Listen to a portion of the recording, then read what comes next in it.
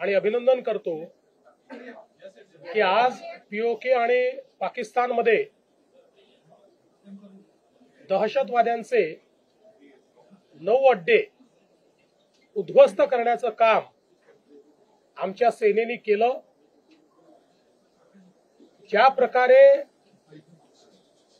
जम्मू काश्मीरमध्ये आतंकवाद पसरवण्याचा प्रयत्न पाकिस्तानच्या माध्यमातून होत होता आणि विशेषतः पहलगाममध्ये ज्या अतिशय भयानक पद्धतीनं आमच्या बांधवांना मारण्यात आलं, त्यातनं जो एक संताप संपूर्ण भारताच्या मनामध्ये होता, आज निश्चितपणे भारतीयांना समाधान वाटतं आहे। आणि मी विशेष आभार मानेन देशाचे प्रधानमंत्री माननीय नरेंद्र मोदीजी यांचे, ज्यांनी या घटनेनंतर स्पष्टपणे सांगितलेलं होतं की अशी घटना आम्ही सहन करणार नाही, याचं उत्तर दिलं जाईल आणि एक अतिशय सबळ अशा प्रकारचं ताकदवर उत्तर आज भारतीय सेनेने दिलेलं आहे। यामध्ये जे काही सेनेचं ब्रीफिंग झालं ते आपण सगळ्यांनी ऐकलं आहे।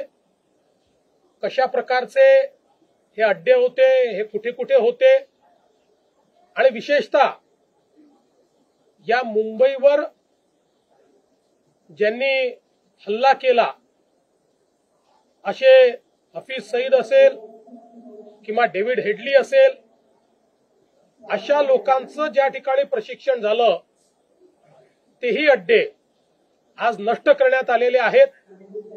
दहशतवादाच्या विरोधात एक प्रचंड मोठी लढाई भारताने या माध्यमातून केलेली आहे आणि हा नवीन भारत आहे, हा अशा प्रकारचे हल्ले सहन करणार नाही, हे पुन्हा एकदा भारताने दाखवून दिलंय।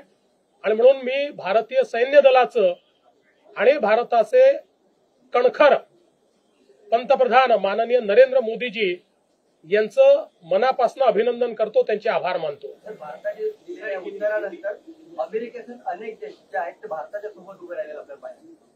भारताने गेल्या 13-14 दिवसांमध्ये पहिल्यांदा सगळ्या देशांशी संपर्क करून जी पहलगामची घटना आहे त्याच्यामध्ये पाकिस्तान कसा दोषी आहे याचे पुरावे दिले। हे आतंकवादी कसे पाक प्रशिक्षित होते याची माहिती दिली आणि त्यामुळेच मोठ्या प्रमाणात ग्लोबल कम्युनिटी आपल्या बाजूने उभी आहे। प्रधानमंत्री असतील, परराष्ट्र मंत्री असतील, गृहमंत्री असतील किंवा रक्षा मंत्री असतील, यांनी विविध देशांशी चर्चा करून कशा प्रकारे पाकिस्तानने हा हल्ला केलेला आहे हे त्यांना पटवून दिलं। त्यामुळे संपूर्ण जग आज भारतासोबत उभा आहे। पाकिस्तानमधला जो पंजाब प्रांत जो सगळ्यात महत्वाचा हल्ला झाला, जिथे अतिरेकी खूप सुरक्षित होते, इतक्या अनेक वर्षांचा इतिहास आहे, परंतु त्याच भागामध्ये जाऊन अशा प्रकारे 24 हल्ले जे केले, आपण जर बघितलं तर पाकिस्तानच्या उत्तरेपासून दक्षिणेपर्यंत सगळीकडचे अड्डे हे नष्ट करण्याचं काम हे आपल्या लष्कराने केलेलं आहे आणि पाकिस्तानच्या आतल्या भागामध्ये जाऊन देखील हे अड्डे नष्ट करण्याचं काम आपल्या लष्कराने केलं आहे। सर, राज ठाकरे म्हणतात की हल्ल्याला पर्याय म्हणजे युद्ध होऊ शकत नाहीये।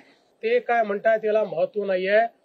संपूर्ण भारत या कारवाईच्या पाठीशी उभा आहे, संपूर्ण भारत या कारवाईचं स्वागत करतो आहे आणि संपूर्ण जग भारताची वाहवाही करते आणि भारताच्या पाठीशी उभा आहे। राफेलवरती विरोधकांनी आक्षेप घेतला होता, काय याला पहिल्यांदा तर हे ऑपरेशन अतिशय प्रिसिशनने करण्यात आलेलं आहे। टार्गेट ठरवला आणि एक्झॅक्ट ते टार्गेट उडवण्याचं काम हे आपल्या सेनेने केलेलं आहे आणि याला जे नाव दिलंय तेही फार समर्पक आहे.